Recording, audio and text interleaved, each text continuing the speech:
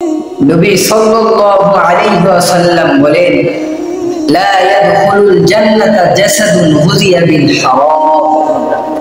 হারাম ভক্ষণকারীর শরীর জান্নাতে প্রবেশ করবে না। যুবক ভাই, হারাম ভক্ষণকারীর শরীর জান্নাতে প্রবেশ করবে না। আজ অনেক ভাই আমাদের কিছু টাকা পয়সা হলে আমরা কি করি? ব্যাংকের মধ্যে টাকা রাখি। ভাই মনে রাখেন, মনে রাখবেন, এই যে আপনি কিছু টাকা হলে ব্যাংকে রাখতেছেন, এই টাকার লাভাংশ দিয়ে আপনি চলতেছেন, ফিরতেছেন, খাইতেছেন, এটা সম্পূর্ণ হারাম। এটা সম্পূর্ণ হারাম। এটা আপনার জন্য জায়েজ নয়। এটা আপনার জন্য জায়েজ নয়। এটা আপনার জন্য জায়েজ নয়।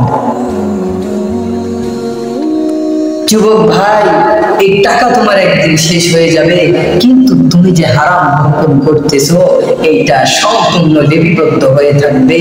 কিয়ামতের দিন এই হারাম অর্থগুলো, এই হারাম সম্পদগুলো, এই হারাম টাকাগুলো, এই সকল হারাম তোমাকে আঁকড়ে ধরবে। সেই দিন তুমি আর রেহাই পাবে না। সেই দিন তুমি আর রেহাই পাবে না। সেই দিন তোমাকে কঠিন ভাবে পাকড়াও করা হবে।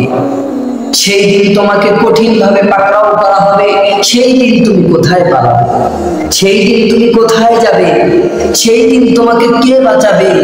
সেই দিন তুমি তোমার বাবাকে ডাকবে, সেই দিন তুমি তোমার ভাইকে ডাকবে, তোমার ভাইও আসবে না, তোমার বাবাও আসবে না, তোমার কলিজার টুকরা ছেলে, মেয়ে, স্ত্রী কেউ তোমার কাজে আসবে না, কেউ তোমার পাশে থাকবে না, কেউ তোমাকে একটু সাহায্য করবে না, কাহারও তুমি একটু সাহায্য পাবে না।